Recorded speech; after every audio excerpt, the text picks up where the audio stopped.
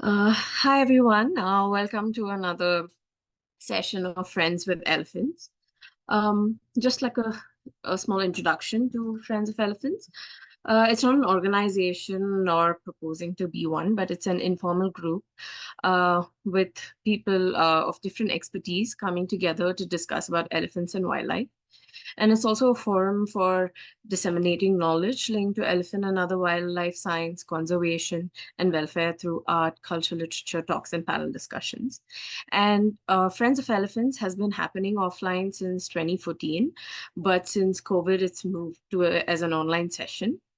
And our main aim or expectation of these sessions are that people who attend these events, formally or informally, can help developing appropriate conservation measures or welfare measures for wildlife. So let me introduce the schedule for today. So I will be introducing the talks, conversations, and the Q&A, and the people that are going to be initiating these. A little introduction about me. I am a marine biologist working at Nature Conservation Foundation, and I'm currently working on the impacts of anthropogenic noise on dugongs and feeding grounds, on dugong feeding grounds in the Andaman Islands. I completed my master's in Europe on marine biological resources, and I've specialized in applied ecology and conservation. My interest in wildlife, like many others, began with watching Nat Geo and Discovery documentaries. And since then, I found my way into this wild yet magical world. And I've predominantly worked on whales and dolphins since 2019, but I've always been very curious and amazed by the behaviors of mammals, be it on land or in water. So growing up, I've always had a very special place for elephants, and I strongly believe that understanding them is key to protecting them. And I'm really excited and happy about introducing today's event and talk. So the first session is going to be the talk done by Mr. Ravi Corea on the challenges of addressing ecological and economic impacts of human and elephant conflict. So a little background on Mr. Ravi. He founded the Sri Lankan Wildlife Conservation Society in 1995 to establish a new paradigm for sustainable conservation that balances ecosystem protection and economic development in Sri Lanka. Ravi developed the concept of village elephant fences, and today they're one of the most widely used measures to address human-elephant conflicts. Several of these innovative measures Ravi had developed to mitigate human-elephant conflict have won global recognition, like the Saving Elephants by Helping People project received the UNDP Equator Award in 2008, and Project Orange Elephant received the Most Innovative Development Project Award from the Global Development Network in 2015. Since its inception, the Saving Elephants by Helping People has evolved to integrate ecological research, applied conservation, community development, and sustainable economic development. So over to you, Mr. Ravi. Excited to hear more. So good evening and good morning, everyone. And thank you very much for joining in for this event.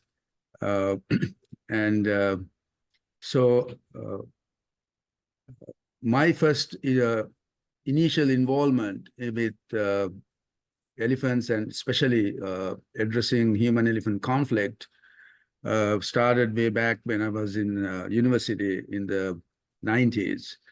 And because at that time, the internet has come in, and through that portal, I was able to always look at news from Sri Lanka, and I saw every week there would be an incident of human-elephant conflict. And this sort of gradually made me aware that this had become, or it was becoming, a huge issue. And so it sort of caught my attention that way, and I started paying more attention, and eventually sort of came to the conclusion maybe I should, do a little bit more, investigation into this, research into this to find out what's the situation, what was going on, basically. And then in 1997, as part of my internship requirement for my degree in environmental biology, I came to Sri Lanka to do a survey, an assessment of human-elephant conflict. As you know, at that time, Sri Lanka was also besieged by a civil situation where we had the problems with the Tamil, terrorism organization at the time. So I traveled as much as I could to all the areas and covering nearly 1,500 miles, even into the very, very risky border areas to understand this whole human-elephant conflict situation. And so as part of that, I realized through that process during my surveys that there were efforts made to address the conflict was mostly to fence in the elephants into parks. And in 1996, they had already installed a 36-kilometer fence, and that was mainly to safeguard sugar cultivation, a sugar plantation that they had established right adjacent to the Yala National Park. And so they had put up this 36-kilometer electric fence. And alongside, they also had a trench that they had dug. And then alongside these two methods, or what they had applied, they also had watch huts with people, in those watch huts to stop elephants from crossing. And I spent several nights in these watch huts, and I saw that elephants just kept, crossing through the fences and the trenches and still came into the areas where the sugar plantation and the sugar outgrowers were, the farmers. And then, everywhere I went, I saw this model has been applied.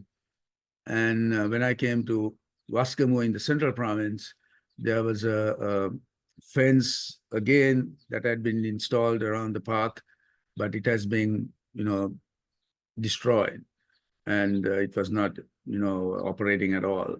And this fence apparently had been repaired and put up again. And this was the second time when I went that the fence was in a very bad damaged stage. So then only I realized that, probably the way they were trying to address conflict by trying to fence in elephants was not the correct approach. Also taking into account that elephants range widely and they need a lot of room. And also the fact that the national parks were not ideally ecological boundaries. They were just, human-made boundaries. And obviously many animals, ecological boundaries overlap. They could be inside the park, and outside the park. And for some, it was all outside the park.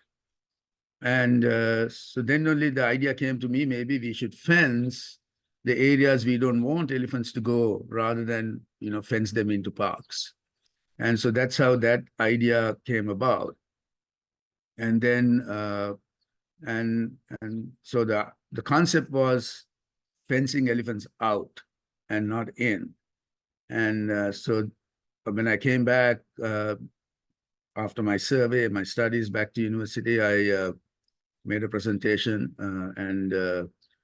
So at that time, there was the Wildlife Trust International, which was I was in a program called the Center for Environmental Research and Conservation at Columbia University. And this program was a consortium of 5 institutions consisting of the Columbia University, the American Museum of Natural History, the New York Botanical Gardens, the Wildlife Conservation Society, the Bronx Zoo people, and then Wildlife Trust. So Wildlife Trust was very much involved in elephant conservation work. especially in India at the time. And their head at the time, Dr. Mary Pearl, was very interested in the concept I brought about this fencing elephants out and fencing only the areas we don't want them to go.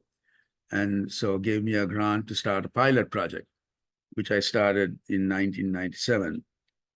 So that was the beginning of Saving Elephants by Helping People project. And so when we constructed the first fence in 1997, so there were a lot of challenges there too. One was the fact that a lot of people couldn't understand this concept. When I said we were going to put the fence around the village, it's not the villagers actually that were who couldn't understand the concept. It was basically the bureaucrats and the government authorities that I had to deal with. Because they thought, fencing people were like, trying to imprison them. And, so there was this sort of misconception about what I was trying to do. But eventually, they were all surmounted. And the first fence was constructed at a village called Pusaleaya, because that village apparently had the most human-elephant conflict with elephants at the time.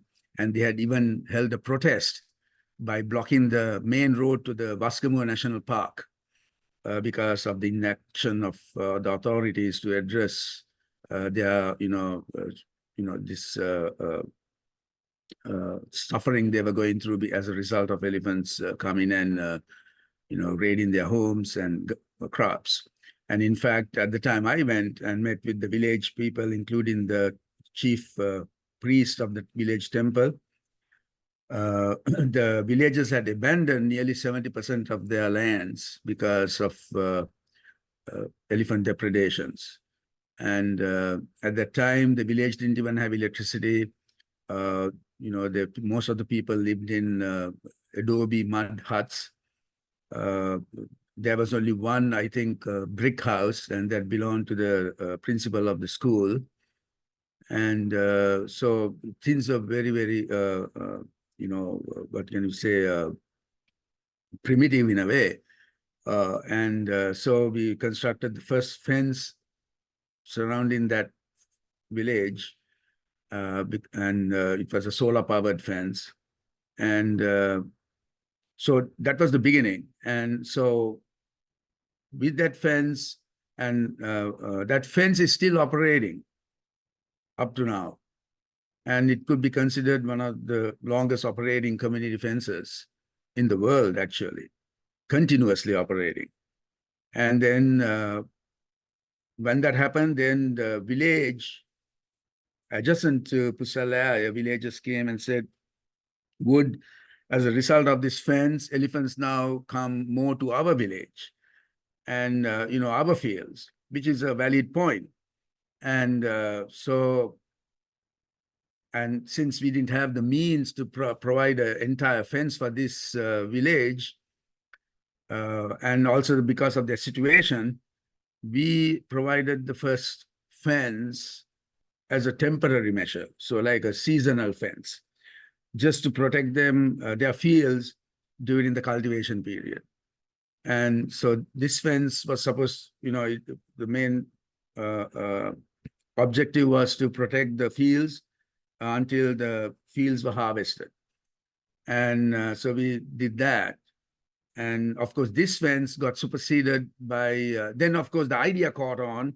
And then the Department of Wildlife at the time was working in a project funded by the ADB, Asian Development Bank grant or loan, whatever. And then under that program, they started building similar fences. And so we did not continue the seasonal fence, and we took it off.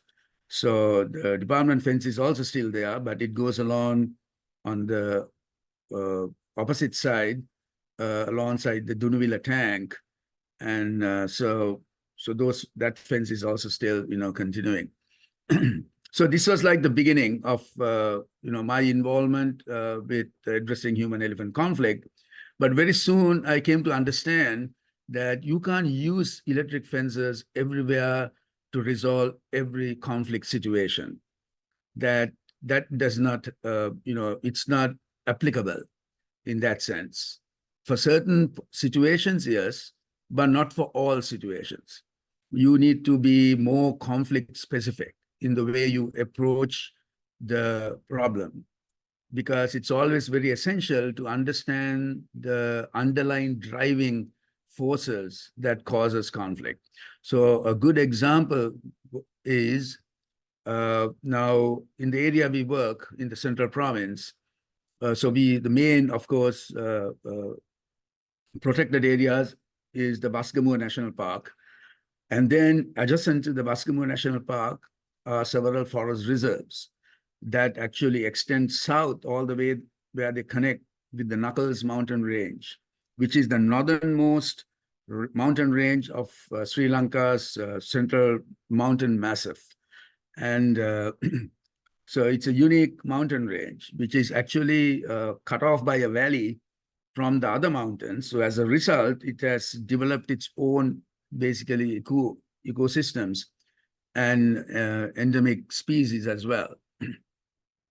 And so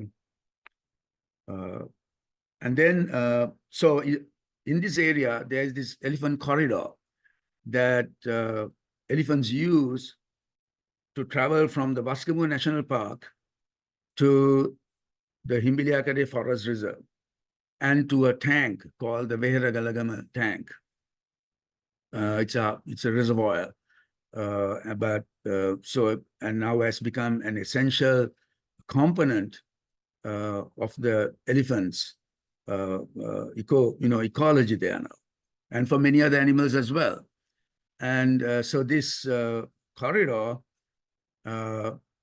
connects or provides access to the elephants from the Baskamoor National Park to the Veheragalagama tank and the forest and the littoral plains of the tank. Also through this corridor runs a road that leads you to two very, very ancient villages that have been in existence for over 300 years. And these are, at the time, they were not even villages. They were more like hamlets. But still, nevertheless, there were people there living and, making a living, cultivating crops. And of course, they had children, and these children had to walk 7 kilometers one way to go to school every day in the morning. We started monitoring this corridor in 2002. We had observation tree huts from which our staff and volunteers would go spend time and gather data on the elephants that would travel through this corridor, including any kind of human-elephant interaction. So this continued up until 2013, when we gradually saw conflict increasing in the corridor. And we saw that the human traffic was increasing, obviously through, now after such a decade, through immigration, through, birth, and for any other purposes, the human, population in this, especially in one village, was increasing and had increased.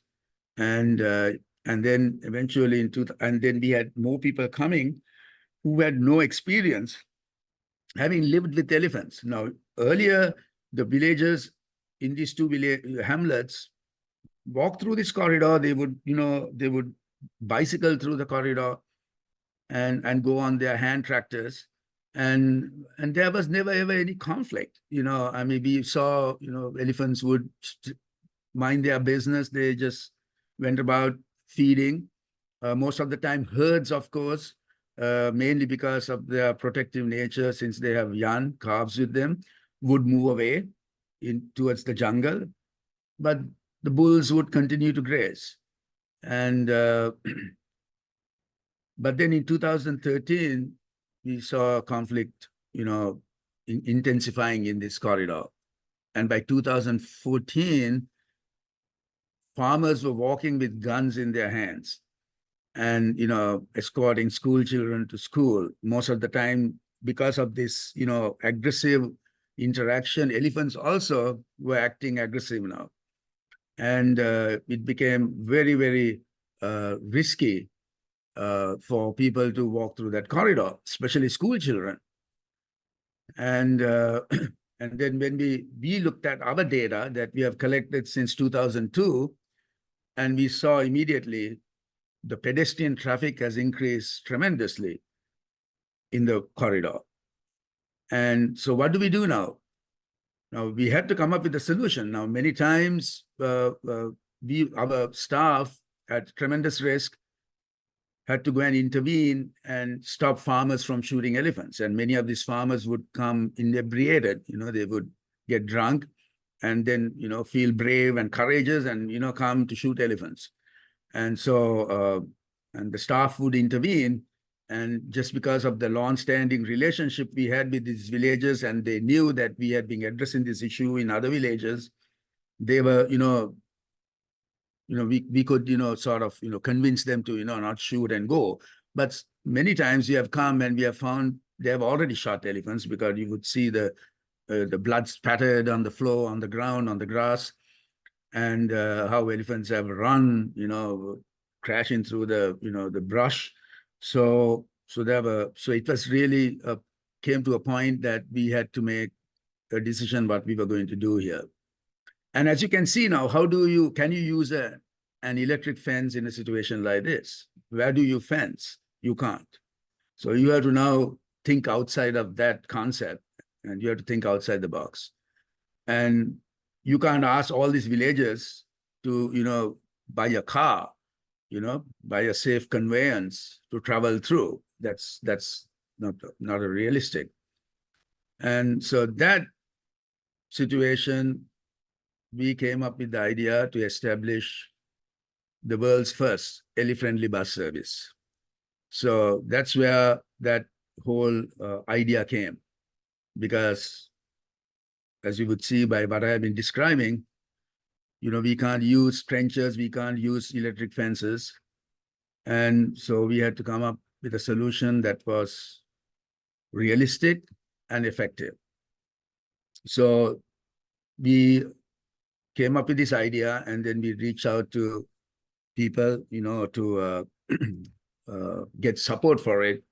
And so we had several organizations. The first organization to step up and support the project was the Colombo Jewelry Stores. And they held a big promotional program at Baskamua in support of this by bringing in the Sri Lankan Bollywood actress Jacqueline Fernandez, and doing an entire portfolio of their products based, and mainly to raise support. And then we also had the International Elephant Foundation, the Asian Elephant Support, Elephant Tea, and Charles Organics. So and Wealth Trust Securities company, and several other individual donors who supported the project. And then the bus became a reality in 2016. And up until COVID happened, the bus would go pick up children and people early in the morning and would take them to school. So on any given day, close to 180 people would travel in that bus, and it was called the Eli bus. And what was remarkable was, with the launching of the Eli bus, immediately 90% of the conflict just disappeared. And so the bus continued on until COVID came. And then after COVID, the government established a actual, transportation route now. Now they put a bus there, which is great. That's the way it should happen. Because for 4 years, we ran the bus, and we ran it at no cost to the children and to any other adult who would, travel in the bus. So now, of course, the bus is used for educational purposes and to, our environmental education and outreach programs. So that's a case of where, you have to think outside, and that where it is necessary for you to understand what is driving the conflict. And this doesn't change for any reason, for any situation. You have to go in there and understand what are the driving forces, the underlying and overlying driving forces for the conflict. And that should be the foundation upon which you need to then come up with the measures to address it. And so another initiative that we came up in 2006 was again as a result of our this approach of conflict-specific mitigation. Was we realized that obviously the main reason elephants come and go to village home gardens is because of the crops they grow, the trees they grow. And so every time this happens, we go and of course we do our assessment and we survey and talk to the villagers. What happened? What did the elephant do or the elephants do?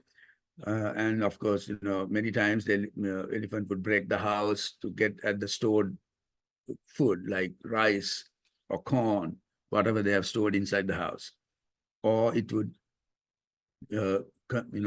damage the coconut trees, mango tree, or whatever the other crops or fruit trees they have in their garden.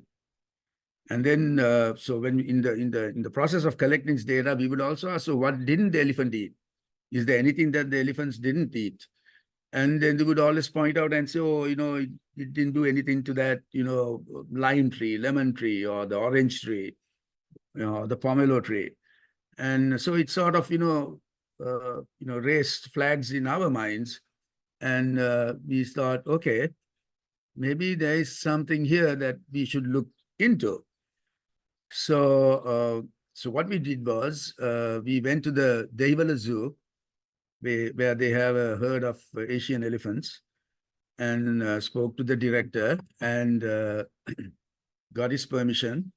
And we conducted feeding trials just to make sure that what we are, sort of contemplating is actually true. And so we conducted this controlled feeding trial. So we told the zoo people not to, once the elephants have fed their last meal the day before, after that, not to give them their meal until we started our trial, because we wanted the elephants to be as hungry as possible when we did our trial. So early in the morning, we met at the zoo, the elephant shed, and we had 9 items of food. There was items, of course, elephants would love to eat, like pumpkins, bananas, carrots, cucumber.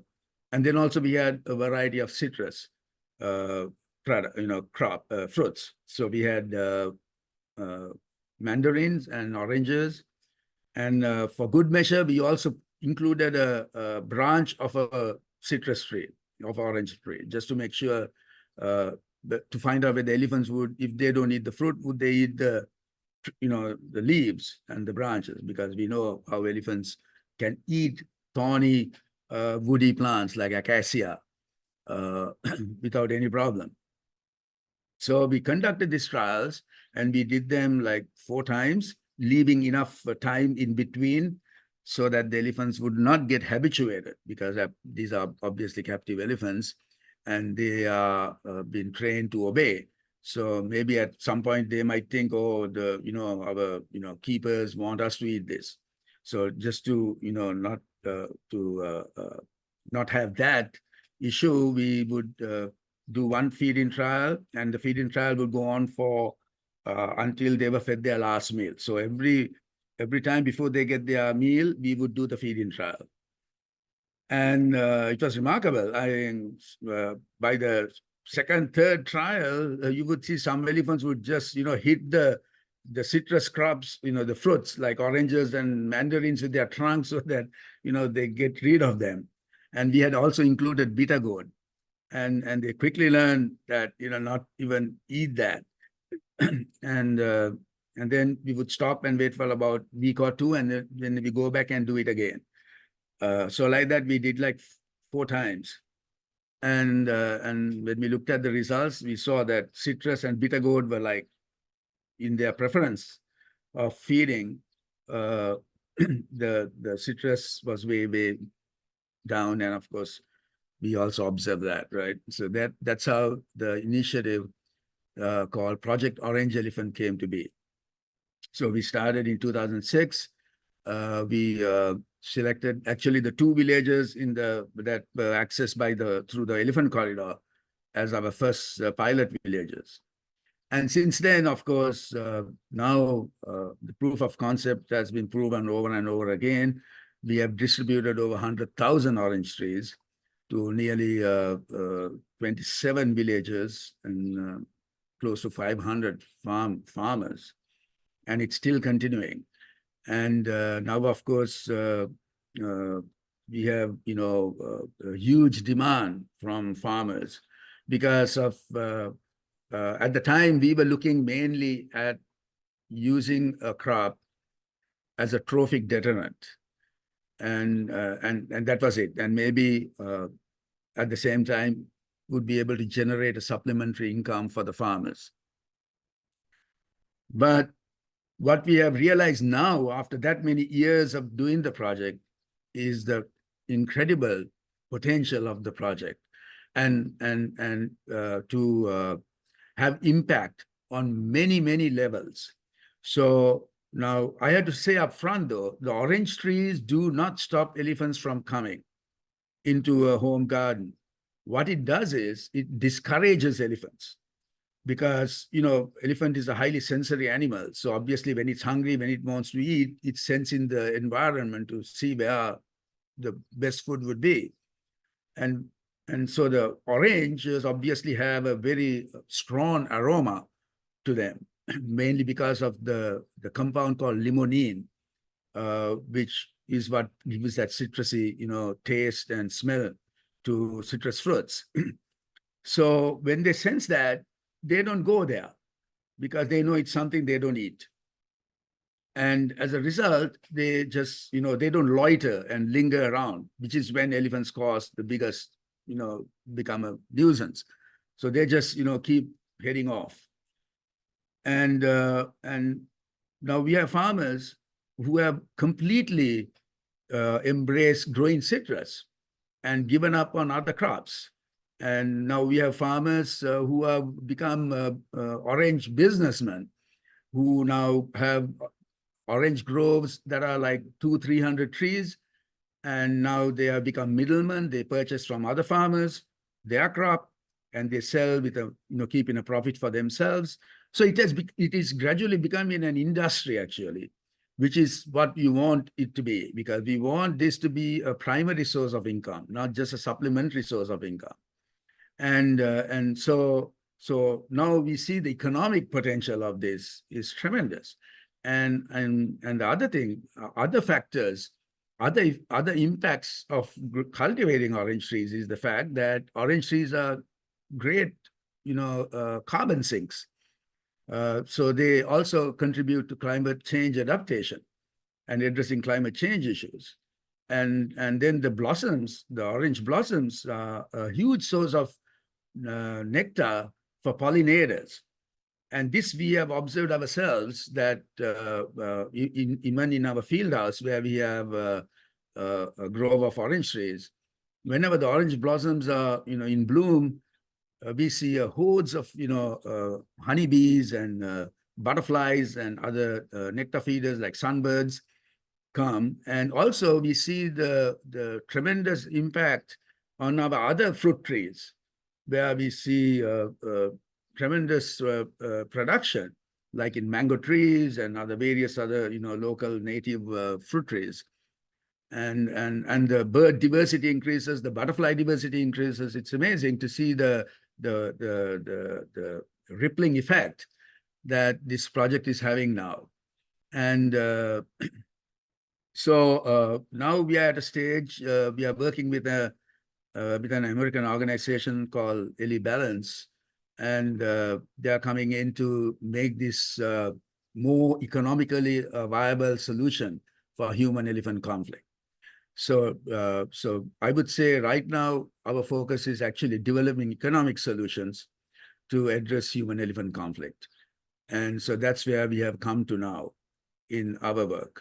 And if that works, then we could even more effectively contribute to reducing this conflict in Sri Lanka, and hopefully people can, apply these concepts in other parts. For I know now, our Orange project, similar project was started by organization in Assam. They came on a fact-finding trip to Sri Lanka in 2008, 7, somewhere around there.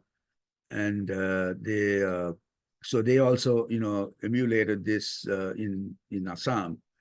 And and it's continuing to do that. So basically, that's where we are now, trying to, not trying, but entirely committed to coming up with economic solutions to address this issue.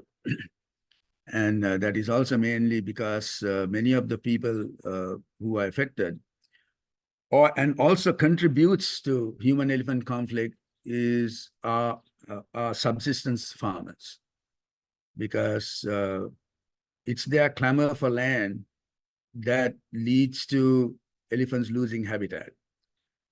And unfortunately, subsistence farming is not effective.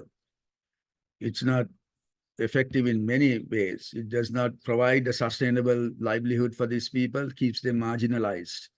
And when that happens, they continue to have even more negative impacts on the environment by poaching, illicit gem mining, logging, sand mining, and it continues to go.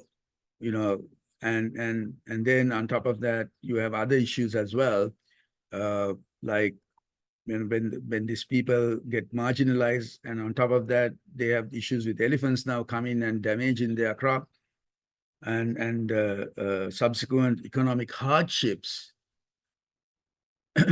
forces them now to seek other alternatives. So one is, as I mentioned, poaching, illicit gem mining, treasure hunting, illegal logging, all that. And then another way is that they send someone from the family to work in the Middle East or somewhere. And most of the time, this is the women folk, the females in the household that are sent. The mother, the sisters, daughters, daughter-in-laws, like that. And unfortunately, this causes serious, disruption of family life for some of these people. And we have observed personally many families that just, broke down when the female head of the family is sent out like that. So that's another aspect of human-elephant conflict that's not even broached or people even touch on, the social impacts, and especially on family, immediate family, how this impacts on families when that happens. So it is really, really crucial for us to invest our time and resources to come up with alternative economic solutions, so that we can minimize these kind of issues in the villagers' lives. So that more or less, sort of, gives you an overview of, my involvement and my experiences in addressing human-elephant conflicts in Sri Lanka. But at the same time, I have to tell you that in 2017, we did a project called the Asian Elephant Conservation Project, which was actually, again, funded by the International Elephant Foundation and also a couple of private donors. And we went to Southern Africa. We visited 5 countries in Southern Africa. That was South Africa, of course, Botswana, Namibia. No, I'm sorry, not South Africa, but Botswana, Namibia, Zimbabwe, and Zambia. Looking at, conflict and about how it happens there and some of the measures they have used and all that. And of course, there were many similarities as well as, unique to those regions. One was the fact that unlike with Asian elephants in Asia, where we have most of the conflict is driven by dominant bulls and males, most of the time. In Africa, you would have entire herds descending on farms and raiding these farms. And so that was one. And and also some of the measures, like they were using chili fences, and that was a big sort of a measure that seems to be very popular there, and seems to be working. But we tried the chili in Sri Lanka, but that wouldn't work. And then and then down the road, we saw, like in Botswana recently, in the Panhandle area, they have also now started a bus service for people. And so that was exciting to find out that some of our ideas have now gone across the pond, so to speak, across the Indian Ocean, and now being implemented in African nations as well.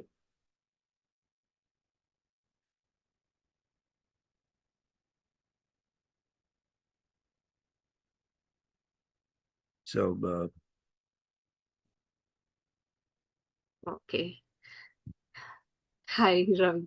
That was really very interesting to listen, and I think you've left us with a lot of questions and like a lot more thought-provoking stuff. So I will just share my screen.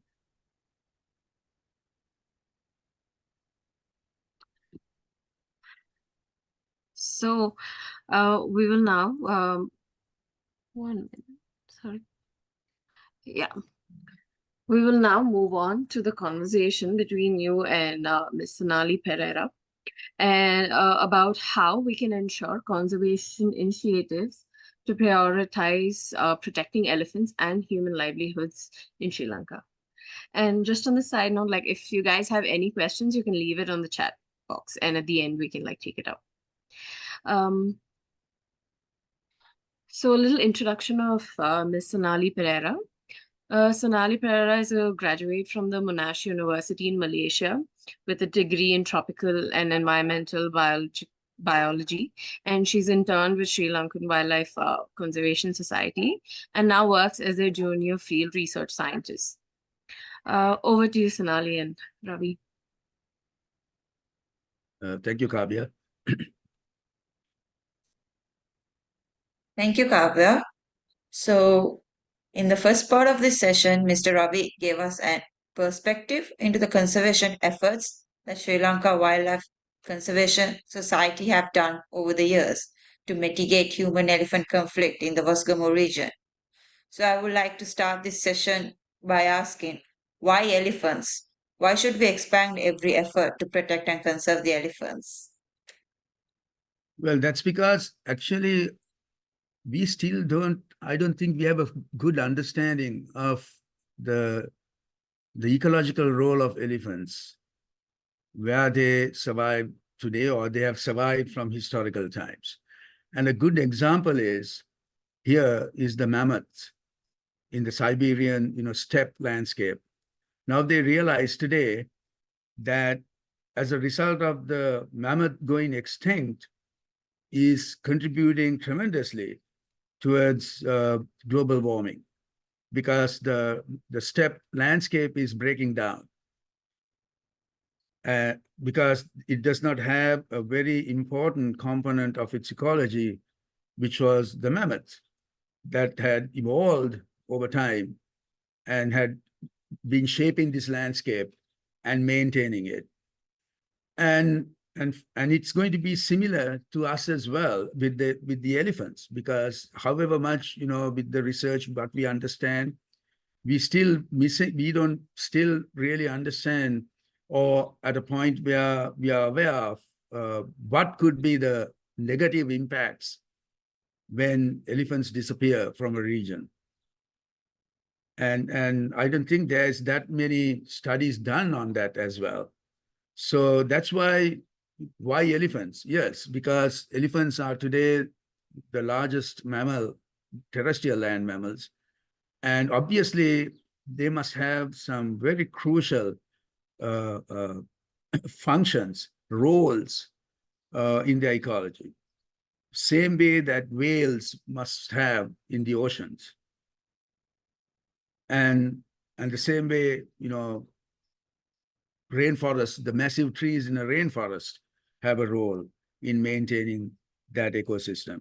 So, we should always keep that in mind, that,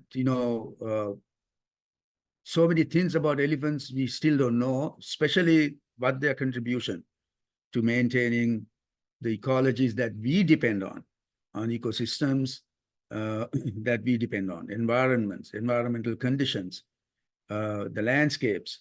So that's why it's very, very critical for us to, invest in understanding that, as well as making sure we don't let elephants disappear from, our landscapes.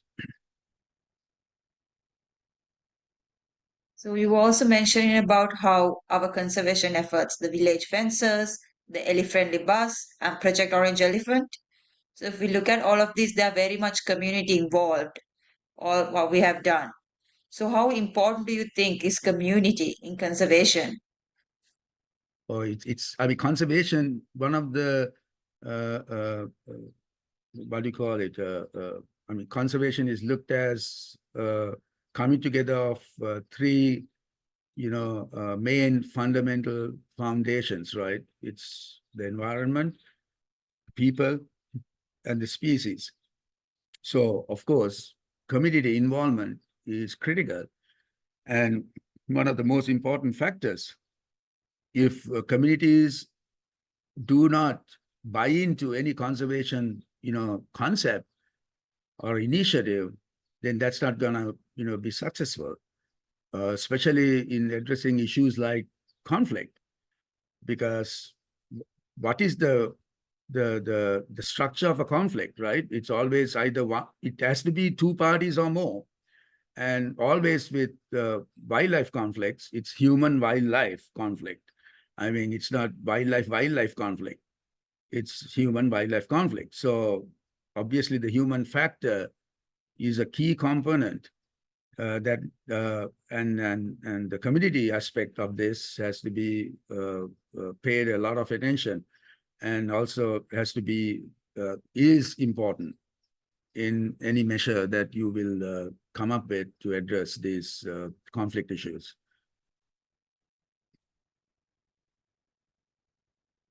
So through all these conservation efforts, we are trying to achieve human-elephant coexistence.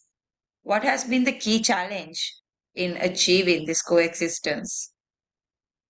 I mean, the key challenge is that I personally, my opinion is we cannot coexist with wild animals.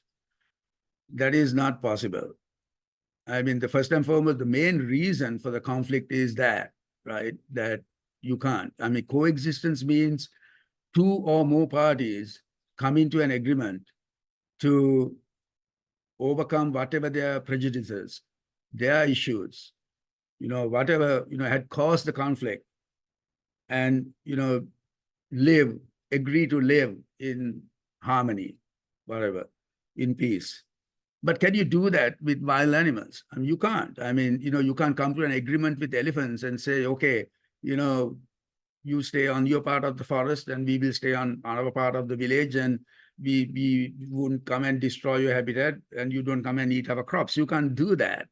So the entire coexistence is, I mean, it's a nice utopian concept, but most of the work we have been doing is not about coexistence. It's about tolerance. How can we create tolerance in the people who are affected by conflict, where the impacts from the wildlife is minimized? So a good example is, like, now in countries like Sri Lanka, India, wherever wildlife is prevalent, it's called conflict. So we call in Africa, it's human-wildlife conflict. Of course, which human-elephant conflict plays a major role. And then there's other conflicts, human-carnivore conflicts, like in Africa with lions. Then India, Sri Lanka, we face certain conflict situations with leopards, sloth bears. But then if you change the scenario from this rural landscape to a urban landscape, you still have wildlife, various wildlife, right? You have squirrels, various birds, and mammals like mongoose, civet cats, mice, rats. But then it's not a conflict. It becomes a nuisance. Why? Because they are, it's tolerable because they cannot harm you. They cannot kill you. They cannot come and destroy your home, your job, your livelihood. They might eat your, flowers or a fruit tree you have in your garden, right? Which you don't really depend on to live. It's just there, because, as part of your landscape, or, because of your interest. But even like monkeys now, there's a lot of, a conflict with primates in the urban setting, but it's still not a life-threatening issue, right? It's just a nuisance. And, ironically, in cities, it's nuisance wildlife. That's the way it's called. Like now in Los Angeles, New York, in these major cities, there are raccoons, opossums, skunks, uh, and groundhogs and white-tailed deer. But there, it's never a called conflict. It's not human wildlife conflict. Here they call them nuisance animals. Why? Because these animals do not cause direct harm to people. They are not a direct threat. They do other kinds of damage, eating your garden, burrowing under your house, taking residence in your attic, like that. So it's sort of a similar approach. So, but coexistence. So if we are to coexist, then we have to create that same kind of situation where elephants being next door to you is not a threat to your livelihood, to your life, to your property. Now, if that can be achieved, then what you have done is, it's really not coexistence. What you have done is you have made having elephants as your neighbors tolerable. Because now, elephants being there is not a direct impact on your life and livelihood and property. So that's why generally I try to steer away from using human-elephant coexistence, and try to emphasize more on creating tolerance. That was a very insightful perspective into the conflict and its mitigation. So I would like to come back again to our projects as saving elephants by helping people. So what difficulties did you face in the expansion of these pioneering ideas? Well, one was, of course, as I mentioned earlier, some people could not really grasp the concept. Like, fencing in the village was seen as something like, they thought it was a negative act to fence people in, right? So because they were looking at it as if, their experiences of, fencing cattle and, whatever, goats, and they thought this was the idea. So I had to, sort of, expound on the concept and say, no, this is not, a way of, trying to curtail people or,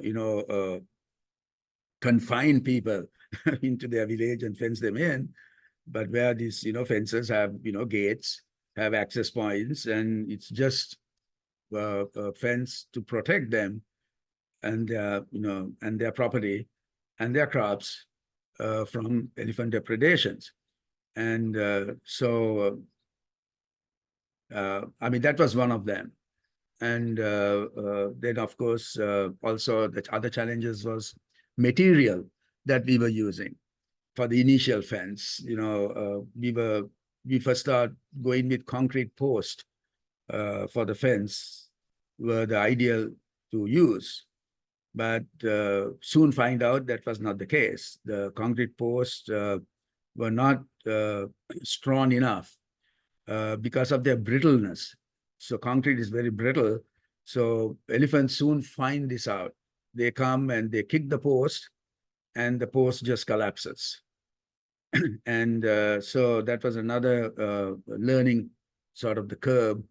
And then we realized hardwood posts were the better posts, because even if an elephant came and pulled on it, or kicked on it, it doesn't break, but it happens it'll lean or it'll topple. So you could always, re-erect it. Whereas a concrete post, if an elephant put its trunk on the tip wherever it could grab it without getting the shock and pull, the post most of the time would break, not lean out, not lean over or, topple. So that was one of the, early learning experiences. And then, of course, the people themselves, you find the community initially would be all, enthusiastic about doing this and participating and maintaining the fence. And then the fence is effective now. Now no elephants are coming. And they think now they also can, like, relax. That routing of maintenance lapses. And then what happens? One elephant comes by and he finds, oh, the fence is not even turned on. Because why? All the people are now relaxing because now no more elephants are coming. So that's another one. How do you keep these people, always motivated to go and, check on the fence as a routine measure so that it continues to be effective? So these all, sort of,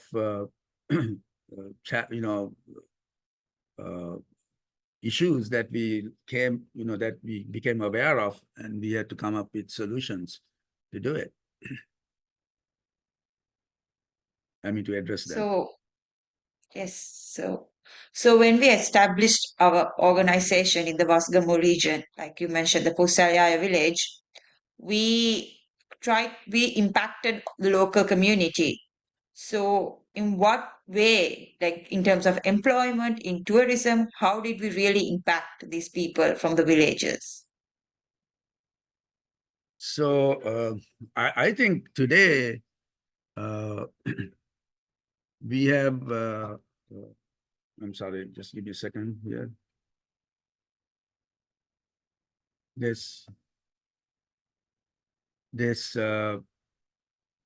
So of course, the first impact on the communities was by minimizing the threats and losses they were sustaining due to elephants coming into their village, and also creating an environment where they can go back to cultivating their abandoned lands as a result of this conflict.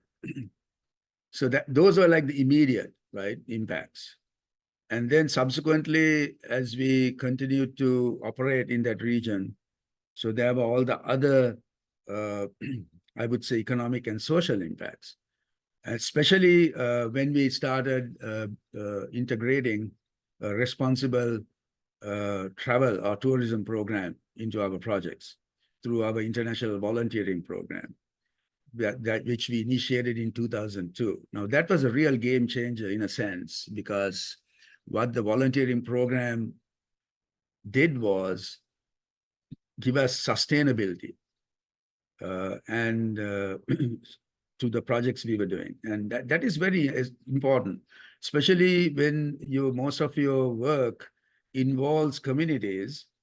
You need to have that sustainability built into it, because you can't do a project with community and then say, okay, we're done, we are leaving, and go. That doesn't work that way. Because the initial period that you're setting up the project, let's say, for example, the electric fence, the first fence we built, that is actually you're setting up the project. It's not the project itself. The project starts after that.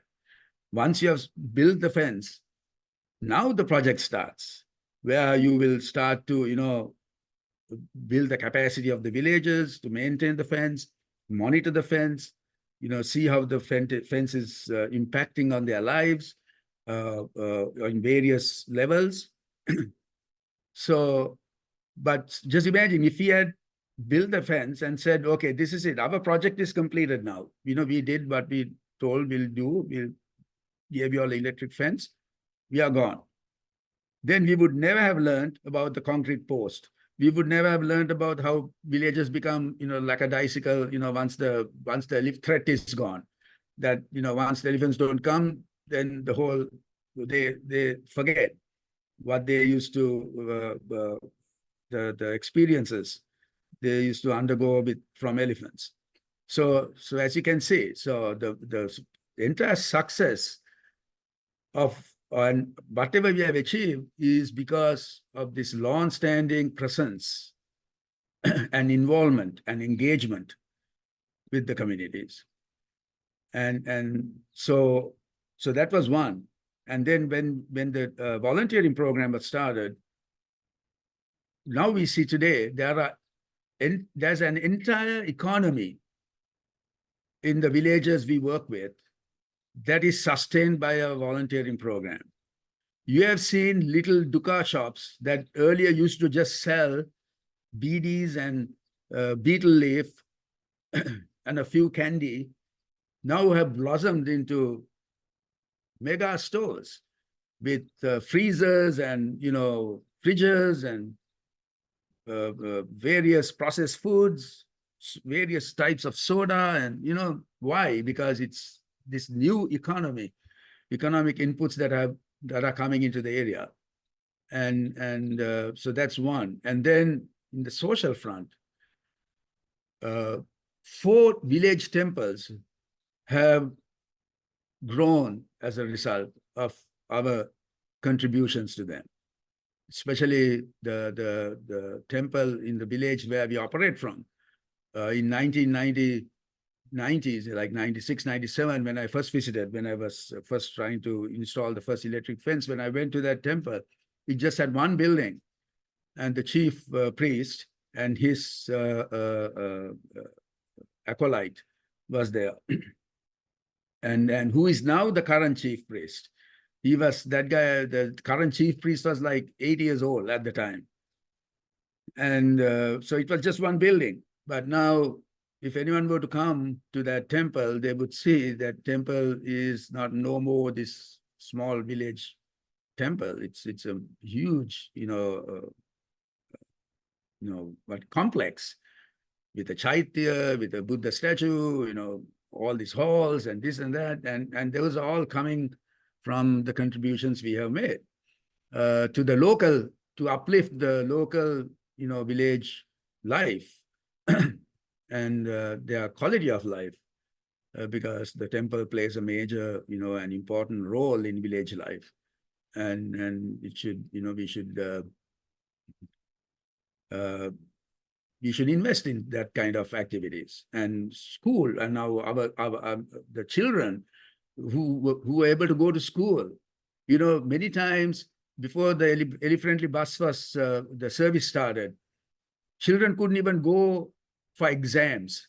They couldn't go for extracurricular activities. They couldn't even go attend their own sports meets, some of these children, because they couldn't go, as a result of what was happening in the corridor. And so at that scale, I hope, and that was the promise many of the children gave us at the day we launched the bus, that they will study hard, they will, study to the highest levels and come back and show us, what we did for them, how they benefited, and how they used that opportunity to make their own lives better. And then Project Orange Elephant, the economic impact that is having on farmers. I mean, some of the farmers, when we went and we involved them in the program, they were living such marginalized lives. They couldn't grow a crop, and they were, again, some of these farmers were planning to send their wives abroad to work in the Middle East. And so they were in such dire situations. When we expanded Project Orange Elephant into these villages and got these villages involved, today, they are economically, they are strong, socially they are strong, their family lives are strong, and all because of the work we have done and the benefits that have accrued to the people over time. And so it's a win-win situation even for us as an organization. It's great to have this rapport with the local communities because now whenever we want to do something innovative or pioneering or seminal, we can do it and not have people objecting or because they don't understand, because they have implicit trust in us now that whatever we do, we will do, and it'll benefit them in some way or the other. Benefits will accrue to the local communities. So that's why we are now gearing up to do some new initiatives going forward, and that's because we have the trust of the local communities. So earlier during your talk, you mentioned about how important it is to understand the driving factors about human-elephant conflict. So I would like to ask, like, what challenges arise from applying mitigation measures in an ad hoc manner, like without really understanding what really drives human-elephant conflict in the area? Well, one of the main issues when you apply blanket solutions is you intensify the conflict more than resolve it, right? Because you're just trying to put a Band-Aid and think that's going to, address the issue. So a good example is now they're putting electric fences all over. That's like the panacea for this issue. Everyone is clamoring for a fence, give a fence. So that's the attitude now. But look at it, right? If some villages, and as you know, in many rural areas, villagers have most villages are squatting. They are squatters or have encroached onto land that's wildlife habitat, or someone has distributed land without even giving attention to what the land is for political purposes.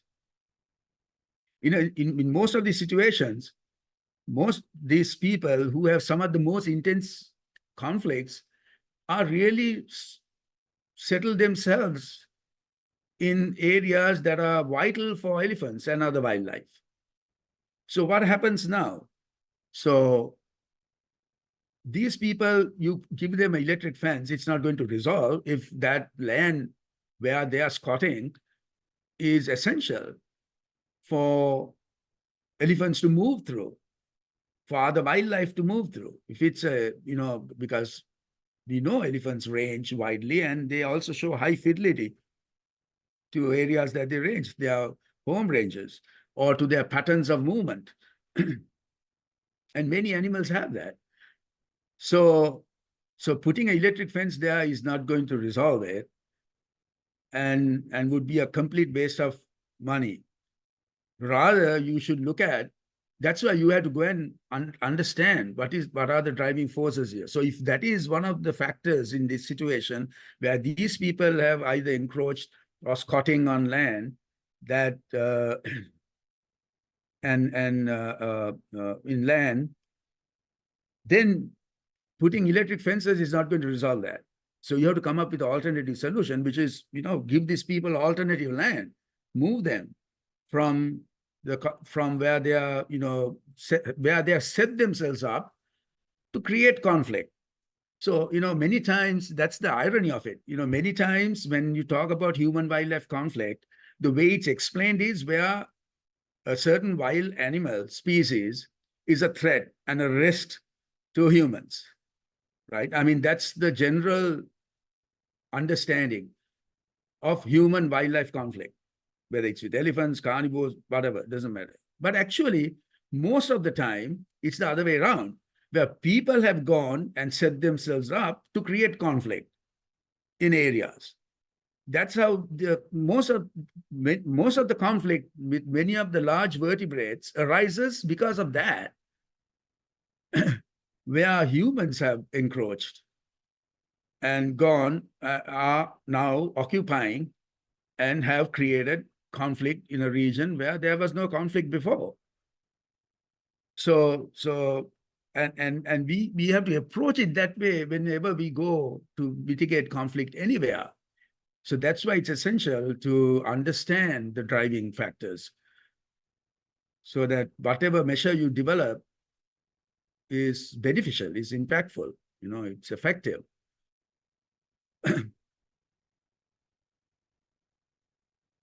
So to end this conversation, I would like to ask, what are the future direction for Asian elephant conservation? Not just Asian elephant conservation, even the African elephant, right? Example here I want to bring first is, look at whales, right? The largest living mammals on earth, whales.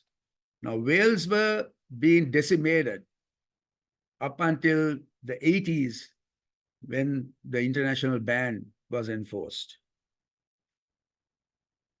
Now, just imagine, can we do a captive breeding program for whales? We can't, right?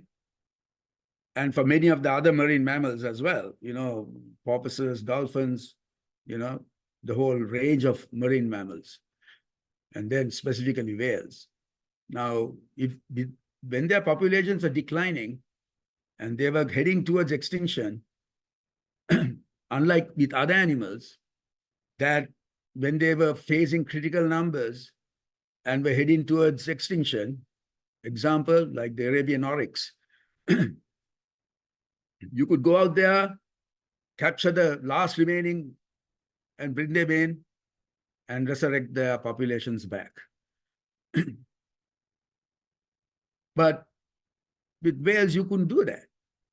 It's near impossible. You can't fence in the sea, you can't, bring them into captive, facilities. So you had to come up with a way to stop the killing of whales. And so in the 1980s, the ban was brought in.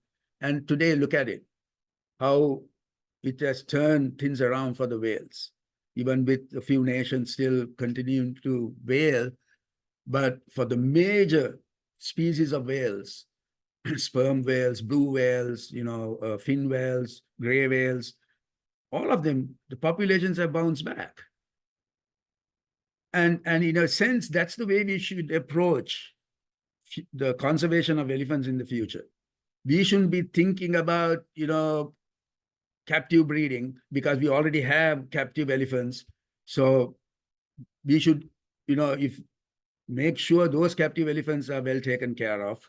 As we know, like in Sri Lanka, the captive elephants have a horrendous life, many captive elephants. It's tragic, but the way they have been treated.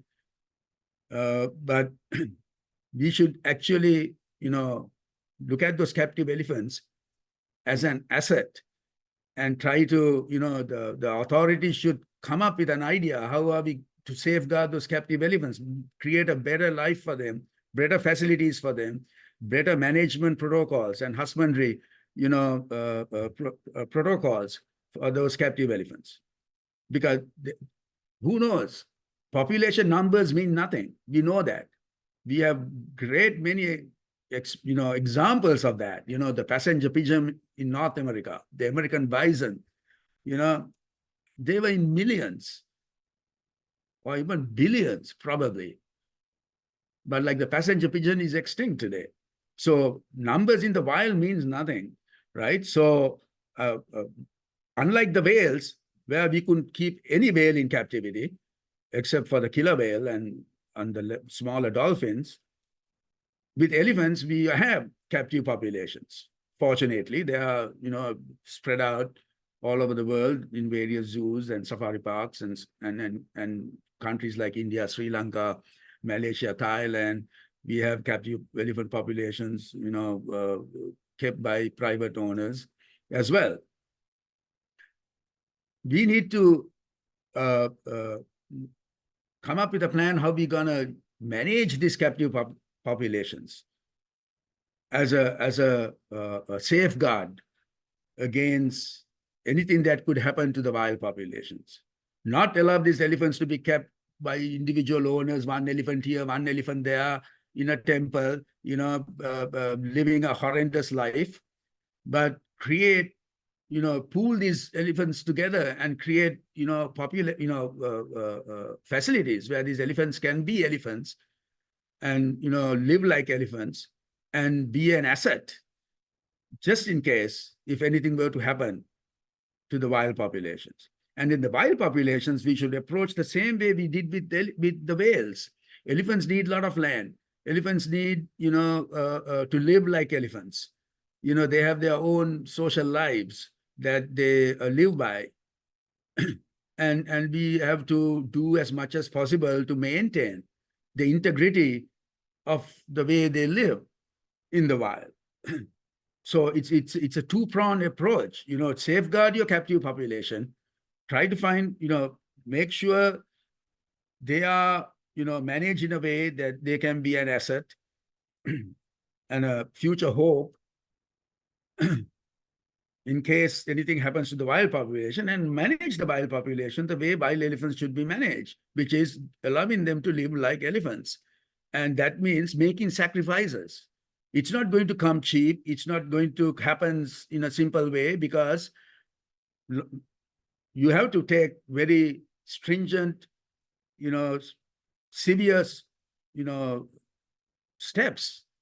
You'll have to move people. You'll have to, stop this distribution of land to the landless. That is impossible to do. Sri Lanka does not have land to give everyone who doesn't have land.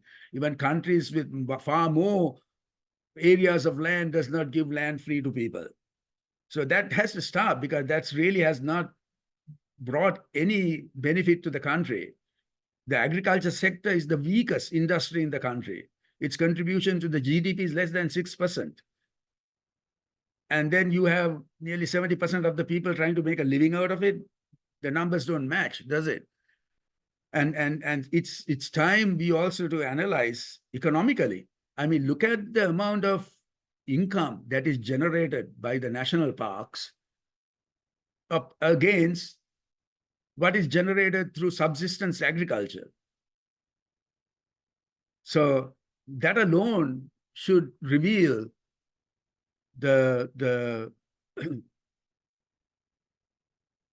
facts, right, of clearing forests at the risk of losing biodiversity as well as the elephants, or managing them in a way that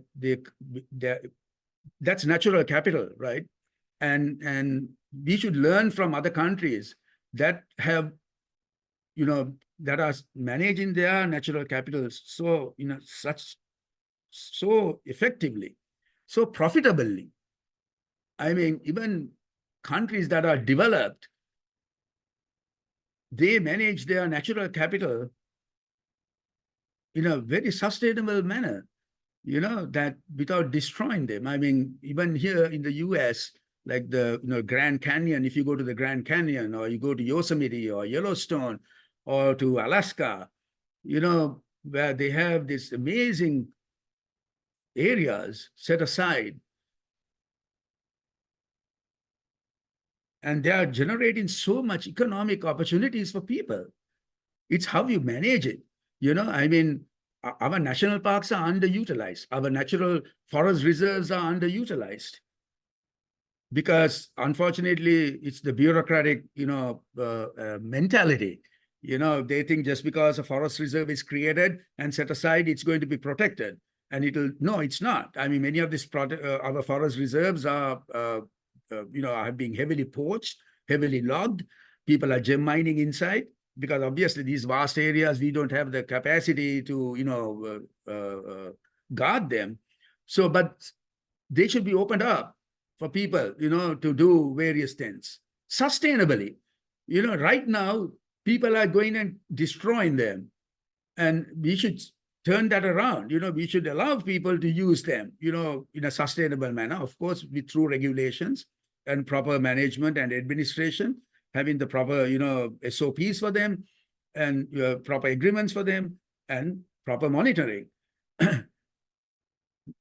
And then you'll see this whole clamoring for land to grow some with crops that hardly sustain the farmer will disappear. Even national parks. I mean, look at our national parks. We have the safari jeep drivers, right? They make their living because of the national parks. But outside of it, they do nothing for conservation. They don't even plant a tree, let alone, go out there and be advocates to get other community members to become, aware of elephants and, the environment and wildlife. They just reap the benefit of the park, make money, and then that's it. So no one is even collectively addressing these issues. Going to these safari jeep drivers, there are hundreds of them, like in areas like Yala, Min area, Vilpattu, and they can easily come together and form themselves into organizations that can be, the agents for change in their areas to resolve many of the issues that are happening. But we don't see that. So it's a huge paradigm shift in a sense, right? How to, these future directions that we want to go. So it's not just, heading in one direction with one goal, but it's heading in the correct direction with many goals, many destinations to touch on as you go along. And of course, your final would be that we achieve something, we achieve sustainability. We are managing our natural capital in a manner that it's not only feeding us today, but it will feed the future generations as well. The same way how things are managed in countries like the US and in Europe, where in Australia, where they are taking care of their natural capital, but at the same time, creating opportunities for people to live, by, operating sustainable businesses so that they see the value of it as well. And it's ironical in a way, because many of the national parks in Sri Lanka were established by the British to safeguard their own lifestyles, which was hunting. British were ardent hunters, and so all these parks like Yala, Vilpattu came about because they wanted to safeguard these areas for them to go and hunt. And that's why the entire system started. So, I mean, this time we are not hunting. That's not the use, but we want people to have that same attitude. Let us safeguard our wilderness, our natural capital, because we want our quality of life. We want to maintain this quality of life. We want to make this income from them by using and, utilizing it in a sustainable manner. So when we do that, you have really made a difference, because what you have done is now you have really given people a value now, immediate and tangible value. This is not values like ecosystem services and clean air and clean water and, not that. This is, because everyone understands economics, right? Everyone understands, how to be, what is it to be financially, stable. So if you can create these kind of, management and administrative policies, then for a remarkable, I mean, you have set it up in a way that people value things now, the wilderness, and they would be more committed to safeguard and protect it. And even if they do it just for selfish reasons, because I want to, that's fine, because no one lives forever.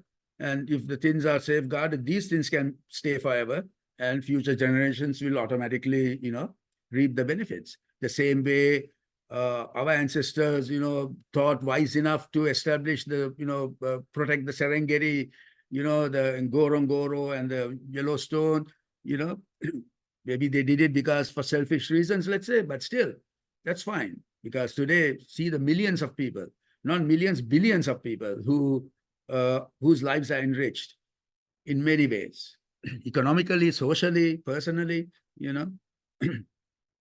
So that's the direction we need to go. We need to move in a direction where we are committed. I'm saying sincerely committed to look at, understand, and come up with solutions to address these issues in a manner that it benefits everyone. It creates, a rippling effect to all segments of society. And anyone who has the entrepreneurship, the vision, the visionary zeal to create new opportunities. And so likewise,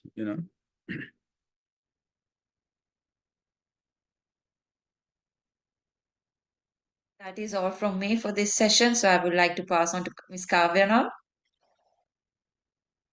Thank you both. I think those are some really interesting questions and some like a lot of knowledge from your experience, I would say, and very difficult things that you have to think about when you are entering into this human elephant conflict. So I also see a lot of questions in the chat. So we will be moving on to the Q&A session. Just give me a minute.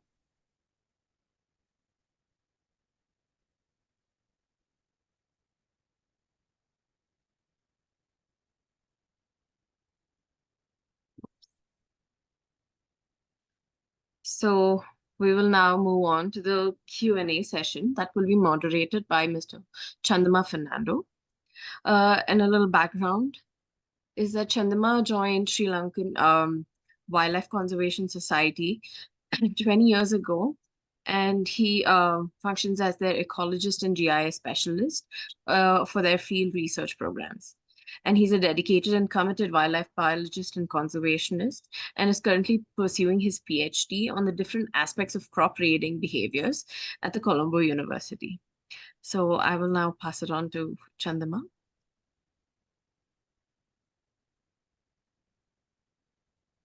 Thank you, Kavya. Thank you very much. Thank you, Ravi, for your very informative talk. And like Kavya mentioned there, so a lot of information, field experience. So that's what we need to move forward. So there are a few questions, especially regarding citrus project. So I'm going to summarize. Rod asked, given citrus is not native, has there been any observed increase in diseases amongst other crops, and is it a problem or conflicting issues there? Have you noticed anything like that, Ravi? And there's another question regarding the orange project. Orange, do you think that the reason the elephants are deterred by citrus because it's not native, right? So what are your thoughts on that? the issue of whether citrus is native or not does not really apply in a sense, because it's a crop that is grown now, like anything like coconut, jack, breadfruit, mangoes, and varieties of other crops that, like rabutans, sapadillas, mangosteens. These are all, many of these are varieties of fruits that were introduced to the country during the colonial times and now become indigenous in a sense. So it's not like we have brought something immediately from somewhere, that is not have been indigenous to the country for a long time, and introducing it. And also the variety of orange that we cultivate is a cultivar that has been developed especially for Sri Lanka by the government's Citrus Research Institute. So this variety has been especially developed for the Sri Lankan climate, Sri Lankan landscape, and that's why it does tremendously well and is suitable for our efforts. So we are not in any way spreading some, non-native, non-indigenous variety of fruit and seeing and creating more, issues and problems for the farmer, but we are actually enhancing the farmer's home garden by bringing in by encouraging the farmers to grow orange trees. As I said, the orange trees have multiple benefits, and which we are just realizing now.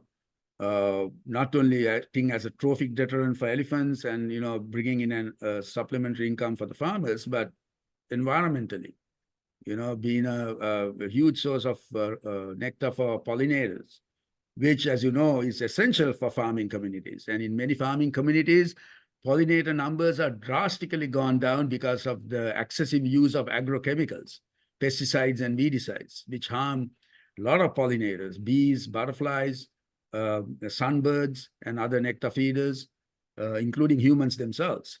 That excessive, agrochemicals leaching into groundwater, all that is causing serious health and hygiene issues in these rural populations. So to answer the question, no, I mean, we haven't seen any kind of impacts like that because of cultivating orange trees. There's been, in fact, it's the other way around, because the orange tree is actually a deterrent not only for elephants, they are deterrent for many animals that are a threat to farmers' crops. Most of the time, people think human-elephant conflict and elephants are the major threat to a farmer's fields and his crops. But there is a whole regimen of other animals that cause even more damage to a farmer's crop, starting from the ground: rodents, squirrels, hare, porcupine, giant squirrels, parrots, primates, and the list is endless. Wild boar, peacocks. Peacocks cause serious, damages to crops. The difference is these animals don't kill you. They don't kill the farmer. They don't damage his house.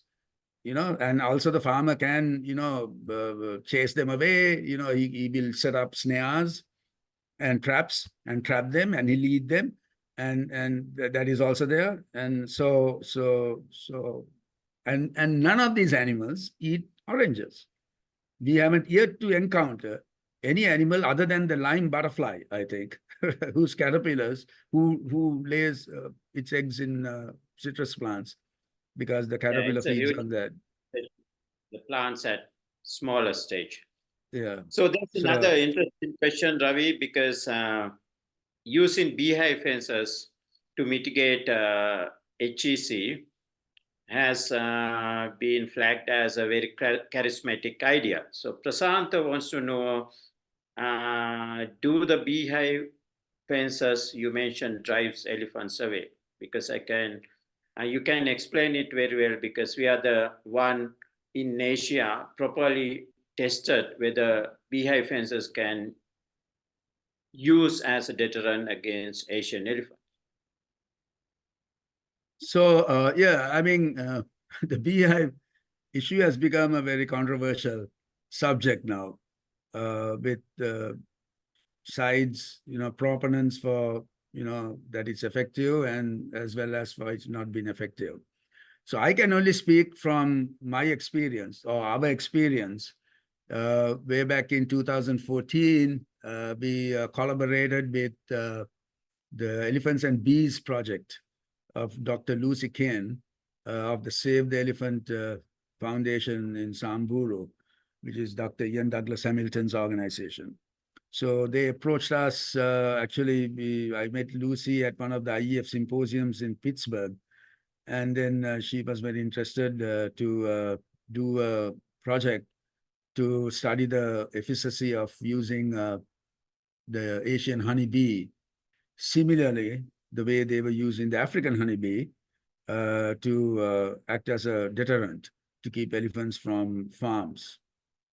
And so this is very interesting for us too. As you know, we are being involved in this subject for a long time. So we said, yeah, definitely. And so they were doing the acoustic research work at Udawalawe. where they were playing bee, they were playing bee humming sound to observe how elephants react to that. But the component of actually studying how beehives and elephants, how elephants react to beehive fences was done at Vasgamur. So in 2014, we selected several villages, and then the Elephants and Bees project, sent their staff, and so they initiated the project, and they did it for 4 years. They conducted the project for 4 years, and then they handed it over to us.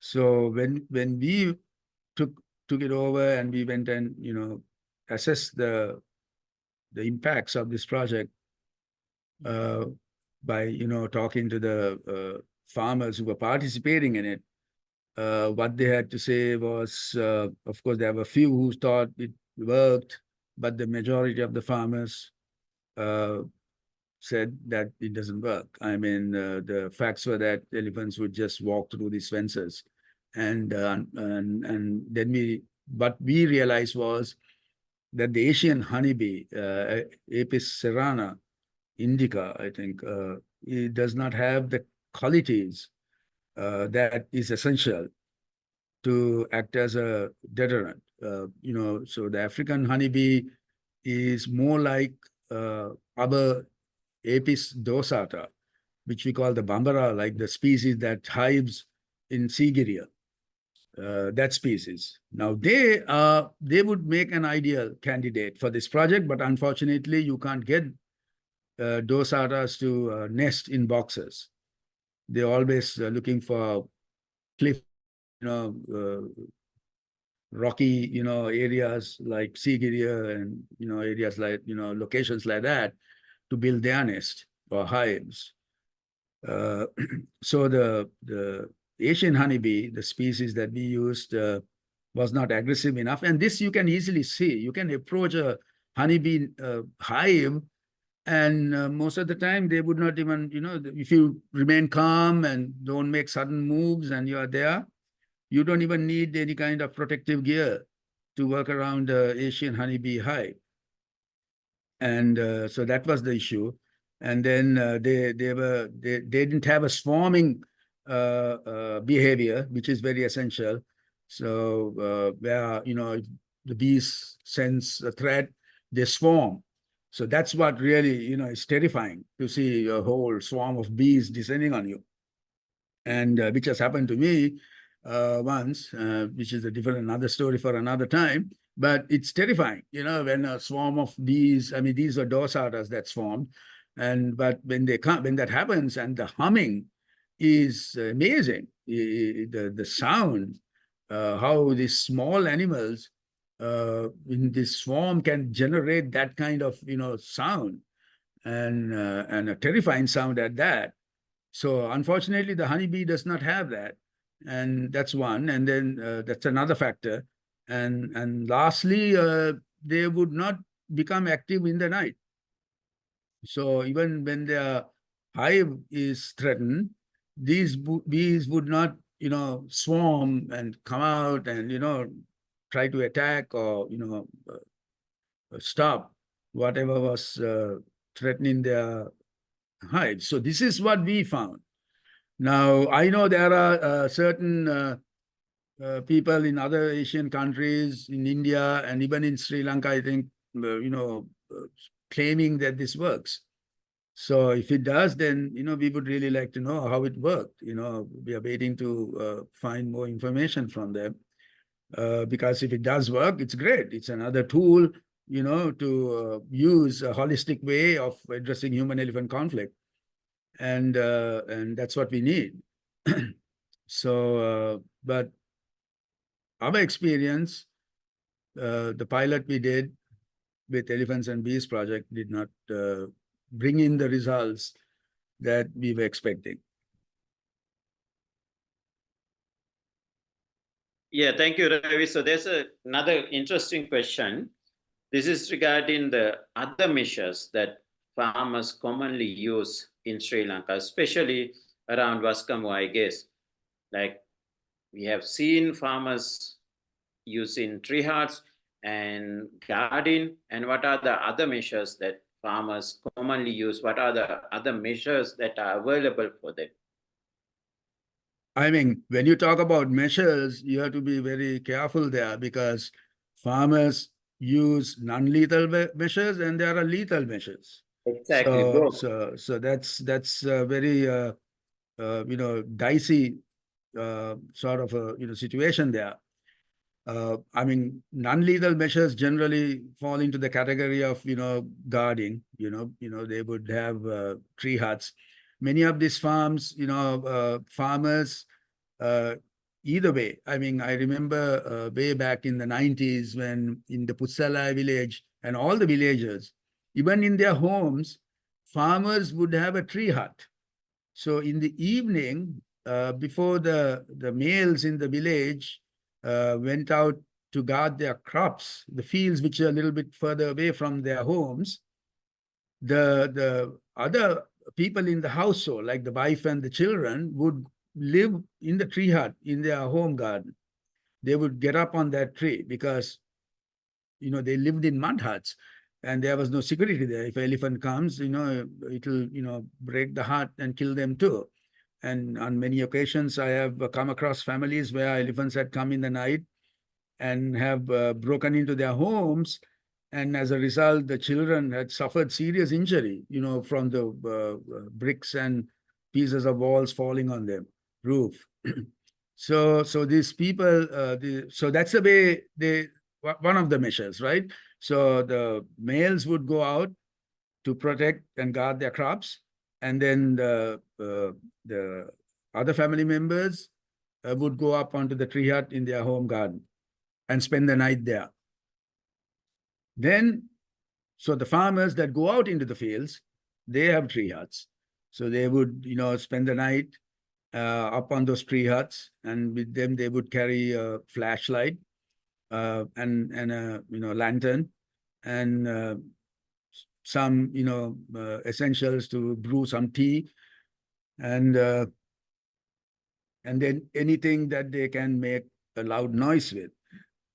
So like pieces of metal pipe, and then of course some farmers would take their gun with them, and so. But most of the time, the guns were also to make noise. They would also take, firecrackers and thunder flashes that were issued by the Department of Wildlife. And so the main way of protecting was vigilance, right? So these farmers would act like a vigilante group, and they would spend the night. And the moment somewhere elephant is spotted, then they would, make noise, light firecrackers, use their flashlights and basically try to chase the elephant away. When that fails, and most of the time it does fail, then they would resort to more lethal measures. And one of the, so some of the lethal measures starting with would be, they would have this plank spiked with nails that they would, put around on the ground. And this was normally for elephants that came to their home gardens. Then they would set up, of course, they will shoot the elephant. So whatever the gun they had, whether it's a homemade gun or some gun they had got their hands on illegally, they would shoot the elephant. But fortunately, the guns are not powerful enough to kill the elephant. But unfortunately, what happens is this gunshots cause horrendous injuries to the elephant, and sometimes lead to agonizing and prolonged death as a result. Then they would set up trap guns. Wherever the elephants approach their fields, they would set up these trap guns. These are guns completely homemade, using old steering rods of cars and various such hollow metal, pipes. And they would pack this with a lethal dose of, gunpowder, mostly obtained from firecrackers and thunder flashes and matchsticks. and then they would set up this gun tied on a tree, or they will set up a tripod and erect it there, and then they would have this hair thin line, most of the time fishing line, hair, with a hair trigger, tied across the path where the elephant would come. And so, as you can imagine, the elephant doesn't sense this. It just walks through, and when he hits the trigger line, the blast, is activated, and also again the trap guns don't kill the elephant immediately because it's a huge animal, but it can cause some serious injuries. Many times, if it breaks the bone, then that elephant is doomed, because as no one can go and set a broken bone in an elephant. Superficial wounds can be as harmful, but at least they can be treated. And many times Department of Wildlife Conservation veterinarians would go and shoot, antibiotics and other medications, and can manage to, control and cure some of these elephants, which is great. But a broken elephant with a broken bone, that elephant is doomed. And that elephant is doomed to a very, very prolonged, horrendous, and long, lingering death. So that's rather unfortunate. And then we come to a very recent development, which is actually didn't start off as a measure to stop elephants, but apparently was started as a measure to kill wild boar, which also does tremendous harm to farmers' crops. And that is called the jaw bomb, or called locally the hakkapatas. And we looked into this. We did some investigations into this, because though we were aware, this started not about a decade ago, I think, like in the eastern part of Sri Lanka. And we were aware of people using hakkapatas, but not where we worked, in Wasgango. But then subsequently, it expanded, and some of the farmers adapted that as well. And so we had to so that then we had to really look into it. Where were these hakkapatas been manufactured? How was it done? Who is doing it? And all that. And we did some sort of undercover investigative work. And there's a very interesting sort of background to it. How even the hakkapatas is even manufactured. Apparently, obviously, the raw materials, the gunpowder and the explosive, all come from illegal, or either obtained from firecrackers, thunder flashes, and matchsticks, and then probably from quarries where they use gunpowder to blast rocks. So whichever way they get it, they pack this lethal. They create this lethal bomb, which is not even the size, probably the size of a golf ball, when it's manufactured. But it's pure explosive. And even the person who makes it, he makes it behind a tree. So basically, they find a hardwood tree, and then they sit on one side, and then they put their arms around the tree, and they mold this explosive. Because if for any chance, for some slight reason, there's a spark and the thing blows up, they are safeguarded because of the tree, only their hands get damaged. And a couple of months ago, we heard of an incident where a guy got both his hands blown off manufacturing these jaw bombs.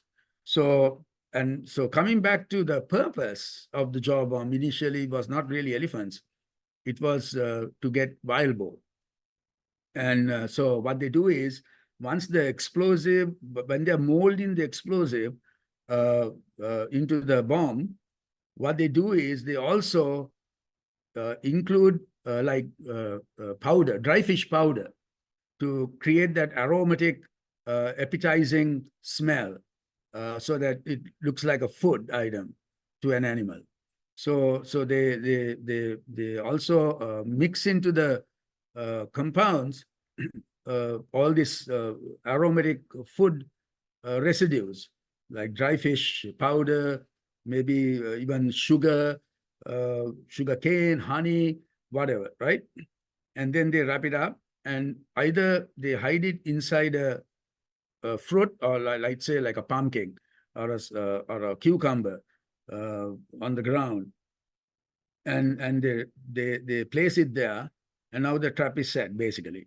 So when a wild pig is rooting and eating, comes along, smells this, it immediately, grabs it, bites it, and the moment it bites, the jaw bomb explodes inside, completely destroying the buccal cavity, the mouth. A wild boar, of course, would succumb immediately, right? Because it's a small animal, and that lethal dose of explosives inside is sufficient to kill a wild boar. Unfortunately, these things attracts elephants. And most of the time, they are the younger elephants that are eating much more closer to the ground, and because most of the time, the large elephants are eating at a different level, at a different height, unless they are eating during the dry season, they are grazing on, short grasses.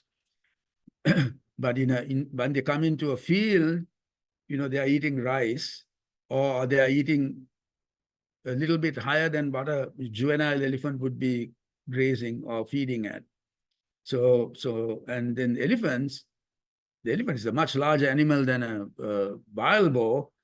So that bomb does not really kill it immediately, but what it does is it shatters the buccal cavity, and then it can't eat. Its entire jaw, the lower jaw, even the upper palate, are all mangled, so it just drools and, basically starves to death. I know the Department of Wildlife Conservation, several vets have been very successful in, restructuring one of these damaged elephant's jaws and, giving its life back. But unfortunately, they don't. I wish they had the means and the facilities to do this on a continuing basis. It's remarkable to hear their story, how they did that operation of basically fabricating their own tools from items they can buy from a hardware store. So that was a really inspiring story to listen to. So, but this is this I would say the most horrendous measure farmers are resorting to now. So we are hoping down the road to address these issues, especially using trap guns, wire snares, and the hakkapatas. And our plan is to set up the first canine anti-poaching unit in Wasgamur, basically to go after this lethal, arsenal of deadly, methods of killing and maiming wildlife. Yeah, that we have to start as soon as possible. So considering the time leaving, Ravi, so this is going to be the last question for you. So Rosmal Senviratna wants to know whether SLWC has considered, or whether we have used new technologies, or we have integrated technologies like early detection systems or drones in our mitigation efforts. So what are your thoughts on that? Have you Yeah, that's a good question, because this takes me back to when was that? 2009. We developed early alert system with the Katubat, the university electronics department, and the idea was because one of the challenges with electric fences is only after the fence is damaged that elephant has damaged the fence, not before. And so the idea was, can we come up with a solution to that? Can we find a system that would alert as the elephant was approaching the fence, so that you could take preventive measures, rather than a reactive measure. So, and we did that. And the issue with technology is that one is the reason that whatever technology you you either invent or you integrate from any available off the shelf, are the conditions that this technology has to deal with. First and foremost, the technology has to operate in the open. So when you install technology in the open, it is subjected to all the environmental issues, right? Rain, drought, dust, fires, smoke, including animals, birds landing on it, pooping on it. So all of this have to be taken into consideration, and it's very rarely you'll find a technology that is robust enough to withstand all of these, impacts from the environment. Ideally, simpler the technology that you're going to use, the better it is. So a good example is like the solar powered, electric fences. I mean, they are still not simple, but they are still simple than, trying to use, acoustic devices and, sensors and all that, and that they have to operate outside, basically, under various, harsh conditions. So that's where this is, so we have used technology. So the LE alert was one, and then we have used drones for, see whether we could use drones to move elephants. But with elephants, the point is, as you know, elephants are highly intelligent. So I know now people have used Katy Payne used recordings to see whether elephants can be, alarmed by playing elephant alarm calls and get elephants to stay away or, go somewhere else. But the thing is, elephants are highly intelligent, highly social, and highly individual. So it's like humans, right? If we hear the same human voice, crying out in the night, asking for help, like the boy who cried wolf, we know it's the same person, right? We can immediately recognize that voice. And then, so it's the same way with whales. I mean, elephants and even whales, that they can, identify each other by their sounds. So this individual recognition it hampers playing anything like acoustics, right? Playing recordings back, and then of course the equipment itself, as I said, it's very expensive. Any of this electronic gadgetry you need to do these things, even sensors, early warning sensors. I mean, today with AI, I know a lot of people are making efforts to create various measures. But then again, let me tell you, these are all measures to address conflict. That interface where elephants are coming, not necessarily, as I said, it's very, very important, whether you're using technology or you're using holistic measures, you need to go and study what is driving the conflict. That is the first step. It's not the technology or whatever holistic method you're going to come up with. It is understanding how this conflict derives. Where does the conflict derive from? What are the factors, underlying and overlying factors that are contributing to creating this conflict? In whatever region, you're going to apply some solution. You're going to create a measure. That is vital. You have to start there. That is the foundation of building a good conflict, mitigation, program for whatever the area. Any one of you who are out there who are trying to address this, you have to start there. Go get your data, understand the landscape, understand all the variables, the cultures of the people. That matters too. If you're going to do a project with community, you got to understand those people's cultural, attributes and behaviors and their attitudes.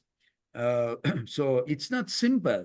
That's why the whole problem still persists, because people think this is simple. We put an electric fence and the problem is gone.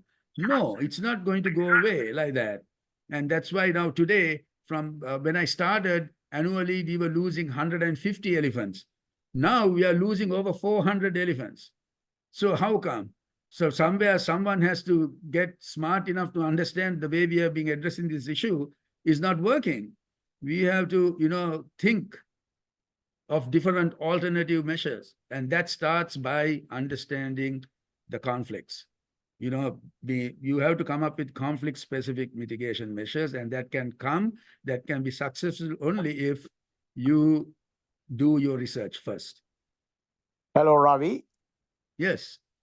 This is Rosmal. I think I met you in when you were in New York. I've been NYU, I believe, in 90s. I'm an architect. I am in Toronto. I have a similar situation, and I would like to share my thoughts on this. The same idea, but on a small animal. We had an issue with the birds invading interior spaces. So we did a lot of research, like you have done. You have done a great job taking care of the elephants. Like that, we started doing bird netting. Bird netting it resolved the problem, and we went a little deeper, and we went to do a little research on what the acoustic side that is doesn't cost much, and we came with the device that acoustics certain frequencies the certain birds get deterrent because of the certain frequencies. Does the elephants get bothered by different frequencies? Because these acoustical devices are so cheap, $30 in US dollars in over here, and we installed 2 of them. It creates a 1 acre perimeter, a deterrent for these birds, and all these pigeons and these little birds used to roost in buildings just disappeared. They never came to the building after we put the acoustics. I think there's a good opportunity if you can tag the elephants, the herd basically, and track it down through GPS or something, and get these acoustic devices activated based on their GPS signal or whatever control center signal, and the elephants will stay away because this is an irritant. It's the same idea like putting a firecracker. Instead of putting a firecracker, you have these acoustics that people don't hear, but the elephants hear, and they get the message and they stay away. And with the acoustics, you can always change the acoustic frequency to different, because sometimes, like you said, they get used to the acoustics and they will ignore. We had the same issue with different kinds of birds. So we have different kinds of acoustics for different kinds of birds. So that worked for us, and it resolved a lot of things. We used to put spikes to keep the birds away. Now, even at the Trafalgar Square, where the pigeons were taking over, now there's no pigeons there, because that the way to do is to not to feed them, the first thing. Second thing is to put some acoustics that they will think that a predator is coming and they'll get away. So that is the opportunity that we are using, and it has been very, very successful in what I've been working on. So I think that is a good opportunity for Sri Lanka. It's not a costly item. The acoustical device is a small. It's like a 2 by 2 inches by 2 inches, with a solar panel can be powered, and it can cover 2 acres at 1 acre, 2 acre at a time. So that would help. And with the GPS tracking, the control center can monitor the herd where they are heading and give probably warnings, or probably give a different acoustic or a higher frequency or different frequency to get them away. So all this can be handled by AI. Now AI has taken over to understand all these things.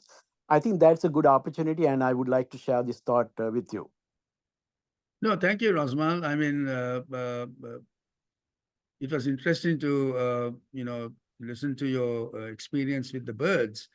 Now, as I told you, many of the vertebrates, and especially the higher vertebrates, is that they are far more intelligent. Their mental capacity is that they recognize they have individuality, right? And the same way they recognize individuals. Now, I told you earlier that Katie Payne did some research with elephant recordings playing back elephant alarm calls, and but they didn't really were not successful, mainly because of this factor, where elephants could recognize that it's the same call, same elephant. So disregard, and same way we would, as I explained earlier. Now, the point is, if the entire system depends on elephants have been collared with GPS collars, now that's a very, very expensive as well as very, what can I say, complicated, process. It's not, it's not like, putting a transponder into a pet, how your dog or your cat or your rabbit can be microchipped, right? Because that's mainly because the animal is handleable. But how do you handle a wild elephant to go and, you can't, right? You have to immobilize the elephant. And immobilizing even one elephant is a huge undertaking. It's not like one or two people can walk in there and, shoot a tranquilizer dart and, do this. You need an entire team to do it. And it's a very complicated process as well as risky, not risky only to the people, but also to the elephant. Because when you are tranquilizing the elephant, you have to be very, very sure of the dosages. Otherwise, you can kill the animal, and you can kill the animal two ways. One, by having a lethal dose of, sedation, sedative in it, or even the projectile itself. If you don't properly, charge it, the gun, it can, penetrate the elephant and act like a bullet. So those are the risks that are involved when you speak about tagging elephants. Because this matter of, when this microchipping of pets became popular, like horses, even horses, cattle, everything gets microchipped, right? Even inanimate things, and GPSs in cars and all that. Of course, people think, wouldn't it be cool if you can have all this GPS unit on these elephants, and then, you can track them, yeah, it will be fantastic. But the point is, again, comes back to the technology itself. No technology is robust enough to withstand the elements outside, even GPS collars, right? Now, we have experience with that. And they don't work all the time. People think just because the animal is wearing a GPS collar, like a satellite phone, you can get a signal all the time. No, that's not true. Even with elephants or with sloth bears or leopards, even small animals. The moment the animal goes into the forest cover, you lose GPS connection because it can't communicate with the satellite through thick forest canopy. So that's an issue. And then the lifetime, all of these devices, the will function as long as their batteries will function. And the batteries are the limiting factor here. So none of these batteries can operate for more than 2 years. And that is under the best ideal circumstances. And it also depends on how many, points you're collecting. So if you want, so it's not like it's continuous tracking. When you put a GPS tracker on an elephant or any animal, it's not like you're at your computer and you're looking and you can see the animal like in a car, right? Now, in a car or your phone, when you put track, whoever, a friend or a family member can see where you are, right? Where you're going. But that's not the way with GPS collars. A lot of people don't think this. They think, you sit in your front of your computer now, you have put a collar on a, elephant, a lion, leopard, sloth bear, whatever. And now we are watching the thing moving around the landscape. No, that's not the way it happens. Actually, you have to set how many, readings you are going to get. And at what times. Do you want to get movement information of this animal every 1 hour, or just for 3 hours in the afternoon or in the night? If it's a nocturnal animal and it's most active at that time, then that's the time you want to get the readings, because the daytime is just sleeping. So you're wasting battery life if you are taking readings at that time. So do you now see the limitations here, right? If you want to get points every hour or even more frequently, your battery wouldn't last even 6 months. And then the entire whole idea of putting a GPS collar is gone. Now you have to go after the animal and find the animal, again immobilize it, put a new battery or put a new collar on the animal. And now think of it, you're dealing with an elephant here. So just, and the whole technology depends on the entire population of elephants wearing GPS collars. First and foremost, the cost factor. You know, one of these collars are so expensive. I mean, the GPS collar for an elephant is over $5,000, right? Even for a leopard and a sloth bear, a GPS collar is like 2,500 euros. That's 2,500 euros, just the collar. And then you need all the other accessories, the tracking devices, the satellite time, Iridium or whatever satellite time, you have to subscribe to that, and it's not free. You have to pay for that, and then coming back. None of these technologies are infallible. They have a limit to how long they will work. So that's the whole thing. Now I know with birds. Here in the US, a very effective way of addressing birds is using falconry. So there are falconers, who provide this service at airports, in major, warehouses, farms. Some farm barns get infested with starlings, but the moment you release those falcons, the birds are gone. And then they don't come back. So I think, that's why I always say the holistic approach is the better thing when you're dealing with animals, rather than going for these very expensive technologies that are very limited in their, their durability as well as their efficiency. Yeah. Thank you, Ravi, elaborating that. Just I'm going to conclude the Q&A session. Just adding one comment to your elaboration. Rosmal, thank you very much for your thought.